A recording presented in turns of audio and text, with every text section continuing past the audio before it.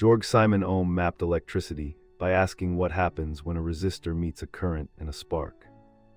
Born in 1789, he endured poverty and barriers, yet persisted, refining experiments with simple wires, batteries, and precise measurements. His breakthrough came not with drama but through patience, repeating trials, and documenting how resistance scaled with material and temperature.